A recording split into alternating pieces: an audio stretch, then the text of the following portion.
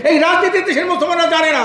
আলেম ওলামা যদি দায়িত্ব জ্ঞানহীন হয় তখন সেই মুসলমানদের পতন ঘটে। এটা জাহিরি সমাজকে আলোকিত সমাজে পরিণত করা হয়, এটা দেশের মুসলমানরা জানে না। বাংলাদেশ সব দুর্নীতি শেষ করলো তো।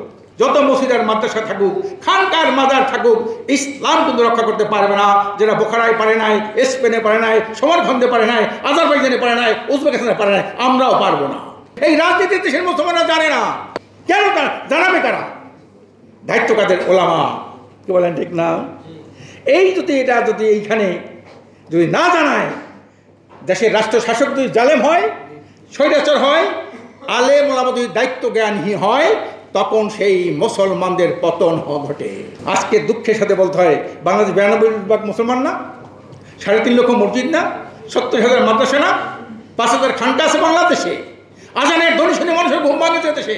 সেই দেশের মানুষ ইসলামী রাষ্ট্র কি, ইসলামী হুকুমত কি, ইসলাম হুকুমত এমন একটা রাষ্ট্র, এমন একটা কল্যাণ রাষ্ট্র যেখানে অমানুষকে মানুষ বানানো হয়, যেখানে একটা জাহিরি সমাজকে আলোকিত সমাজে পরিণত করা হয়। এটা দেশের মুসলমানরা জানে না।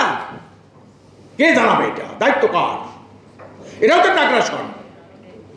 ইসলামের বিরুদ্ধে একটা আগ্রাসন না? এই আগ্রাসনের বিরুদ্ধে শক্তভাবে যদি মোকাবেলা করা না যায়, যত মসজিদ আর মাদ্রাসা থাকুক, খানকার মাজার থাকুক, ইসলাম কিন্তু রক্ষা করতে পারবে না। যেটা বোখারায় পারে নাই, স্পেনে পারে নাই, সমরখন্দে পারে নাই, আজারবাইজানে পারে নাই, উজবেকিস্তানে পারে নাই, আমরাও পারবো না। এই জন্য সত্যিকার যদি কিছু করতে হয়, রাসূল সাল্লাল্লাহু আলাইহি ওয়াসাল্লামের 23 বছর জিন্দেগি অনুসরণ করতে হবে। খোলাফায়ে রাশিদিনের জীবনে অনুসন্ধান করতে হবে, যাবেই পড়তে হবে। আমরাও পারি, যেটা আফগানিস্তানের ভাইরা দেখিয়েছেন। বলেন ঠিক না? এখন আর এই দেশের নাস্তিকরা মৌলবাদী কথা বলে না। বাংলাদেশ সব দুর্নীতি শেষ করলো তো। এই দুর্নীতির করার কারণে যখন সরকারের বিরুদ্ধে যখন জনগণ খেপে যায়, তখন বিদেশি দালালে পরিণত হয়। আজকে শেখ হাসিনা যখন প্রাইম মিনিস্টারের আগে প্রাইম মিনিস্টার ভারতে গেছিল, জ্যোতি বসু তাকে চিফ মিনিস্টার বলে আখ্যায়িত করছিল 2 বার। কয়বার? এটা আমরা মানতে পারি? চিফ মিনিস্টার মানে একটা অঙ্গরাজ্যের প্রধানকে বলা হয় চিফ মিনিস্টার, মুখ্যমন্ত্রী।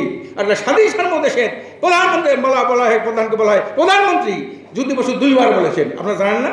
পত্রিকা এসেছে না? 2 বার। মানে কি? এটা দালালির লক্ষ্য। এজন্যে আজকে সারা দুনিয়ার ইহুদি খ্রিস্টান নাস্তিকরা ইসলামের বিরুদ্ধে কেন? ওরা জানে দুনিয়ায় সত্য বলতে যদি কোনো জিনিস থাকে, হক বলতে কোনো জিনিস থাকে, মানবতার মুক্তির সনদ যদি কিছু থাকে, সেটা ইসলাম। আর সমস্ত শয়তানি শক্তিগুলো ঐক্যবদ্ধ হয়েছে ইসলামকে নিপাত করার জন্য।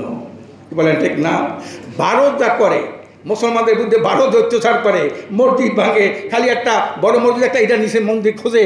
আজকে বাংলাদেশের মুসলমান কিছু করেছে? যে না, সম্পূর্ণ নিষেধ। যে এক ভাই অন্যায় করলে আরেক ভাইয়ের উপর তার বিষ চাপানো যাবে না। ওখানে হিন্দুরা আমার উপর অত্যাচার করেছে, মুসলমান হত্যা করেছে, একটা ব্যাগের মধ্যে গোস্ত, এই গরু গোস্ত করে তারা ফিরে হত্যা করেছে নির্মমভাবে। একটা নোংরা দল বিজেপি ভারতে এই কাজ করেছে। কিন্তু এই বাংলাদেশে কি কোনো হিন্দুর উপরে অত্যাচার করেছে?